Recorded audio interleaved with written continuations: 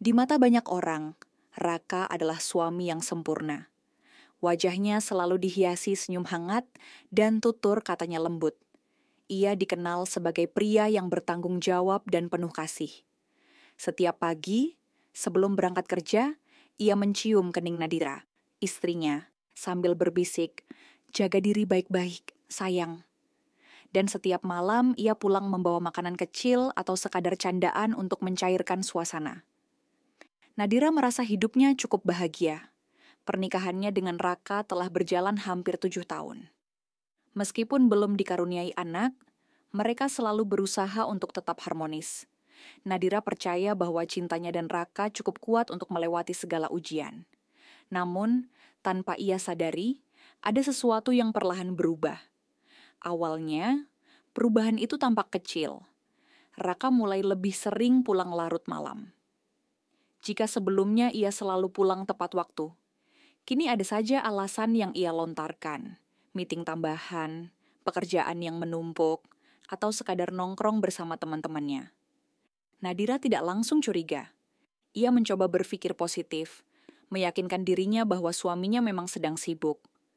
Namun, sesuatu di dalam hatinya mulai merasa tidak tenang.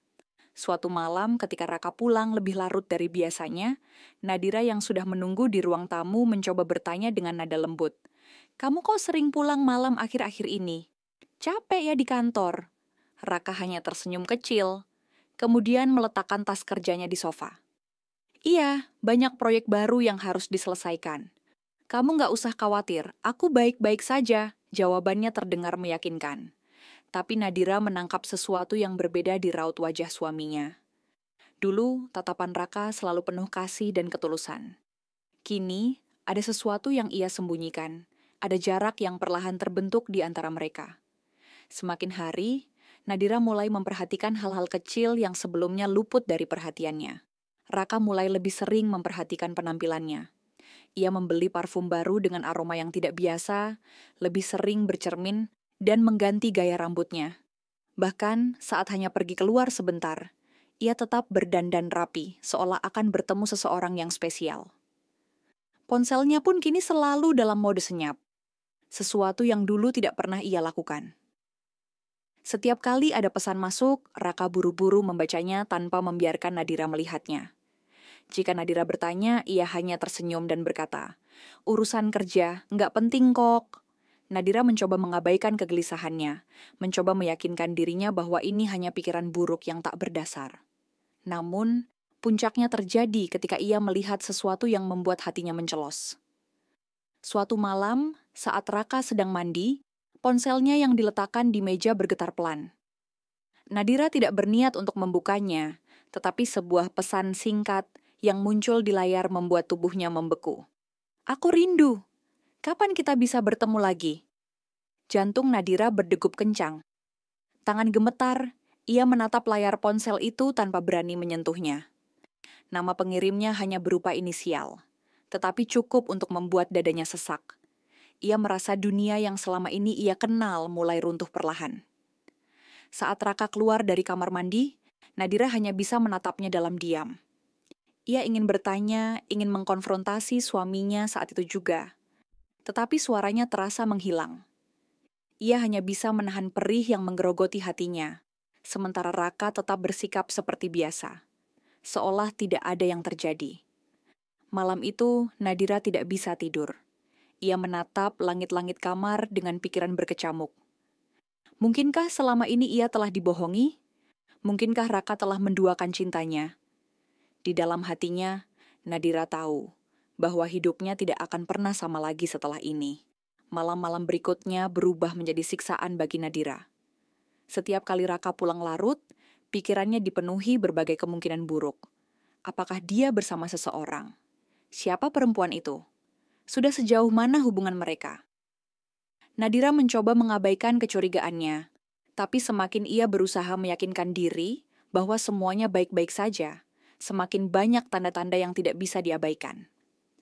Salah satu tanda yang paling jelas adalah bagaimana Raka semakin menjaga privasi ponselnya. Jika dulu ia kerap meletakkan ponselnya sembarangan, kini benda itu selalu berada dalam genggamannya. Ketika ia mandi, ponsel itu masuk bersamanya ke dalam kamar mandi. Saat tidur, ia menyimpannya di bawah bantal. Nadira mulai memperhatikan perubahan lain dalam sikap Raka. Ia menjadi lebih sering melamun. Kadang tersenyum kecil saat menatap layar ponselnya.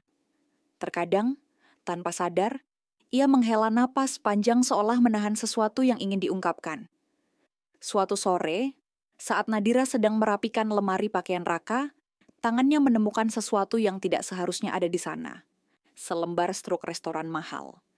Itu bukan restoran biasa, melainkan tempat yang terkenal dengan suasana romantisnya. Tanggal di struk itu menunjukkan 2 minggu yang lalu. Di malam ketika Raka mengatakan ia lembur. Tangan Nadira bergetar saat membaca total tagihan yang cukup besar untuk 2 orang. Ia mencoba menyangkal pikirannya sendiri, mencoba mencari alasan lain. Tapi di dalam hatinya, ia tahu. Sore itu, ia duduk diam di tepi ranjang, menatap kosong ke arah lantai. Air mata mulai menggenang di sudut matanya. Apakah selama ini ia hanya berusaha mempertahankan sesuatu yang sudah tidak ada? Hari-hari berlalu dengan ketegangan yang semakin menyesakan. Nadira berusaha bertahan, berpura-pura tidak tahu. Ia ingin bukti lebih banyak sebelum mengambil langkah besar. Namun, hatinya semakin hancur ketika suatu malam ia mendengar Raka berbicara di telepon. Ia baru saja selesai mencuci piring ketika samar-samar mendengar suara Raka dari kamar. Suaranya pelan, seperti seseorang yang tidak ingin didengar. Nadira menahan napas, langkahnya perlahan mendekati pintu yang sedikit terbuka.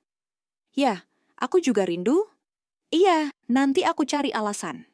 Yang penting kita bisa bertemu," suara Raka terdengar jelas. Nadira merasa seolah dadanya dihantam sesuatu yang besar. Napasnya tercekat, tubuhnya membeku di tempat. Di dalam kamar, Raka terus berbicara. Nadanya lembut, sesuatu yang dulu hanya ia gunakan untuk Nadira. Tanpa sadar, air mata mulai mengalir di pipi Nadira. Jantungnya berdegup kencang, tangannya mengepal erat. Seluruh kenyataan yang ia takutkan kini terpampang di depan matanya. Malam itu, Nadira tidak tidur. Ia duduk di tepi ranjang, menatap wajah Raka yang tertidur pulas di sampingnya. Begitu mudahnya ia tidur, setelah menghancurkan hati istrinya. Untuk pertama kalinya, Nadira merasa begitu asing dengan pria yang selama ini ia cintai. Ia sadar tidak ada jalan kembali setelah ini. Dalam keheningan malam, Nadira berbisik pada dirinya sendiri.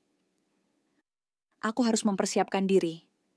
Nadira tahu, ia tidak bisa terus hidup dalam kebohongan ini. Ia bukan wanita yang bisa berpura-pura bahagia saat hatinya hancur berkeping-keping. Tetapi ia juga sadar, meninggalkan Raka bukanlah hal yang bisa ia lakukan secara tiba-tiba. Ia butuh rencana. Diam-diam, Nadira mulai mencari tahu tentang perceraian. Ia membaca berbagai artikel hukum, bertanya kepada seorang teman yang pernah mengalami hal serupa. Bahkan mulai menghubungi seorang pengacara secara diam-diam. Ia ingin memastikan bahwa jika hari itu tiba, ia siap dalam segala hal, terutama finansial. Setelah banyak berpikir, ia memutuskan untuk kembali mengejar impian lamanya. Sejak dulu, ia menyukai desain interior. Namun, setelah menikah, ia terlalu sibuk mengurus rumah tangga hingga melupakan impiannya sendiri. Kini, ia mendaftar kursus daring dan mulai mencari pekerjaan sampingan. Nadira bekerja keras, mengerjakan proyek kecil untuk kenalan, mendesain ulang rumah-rumah sederhana, dan sedikit demi sedikit mulai mendapat penghasilan sendiri. Semuanya ia lakukan dalam diam, tanpa sepengetahuan Raka. Ia tetap tersenyum, tetap melayani suaminya seperti biasa, meskipun hatinya sudah tak lagi di sana. Namun, di balik ketenangannya, ia sedang menyiapkan langkah besar untuk hidupnya. Suatu malam, Raka pulang lebih larut dari biasanya.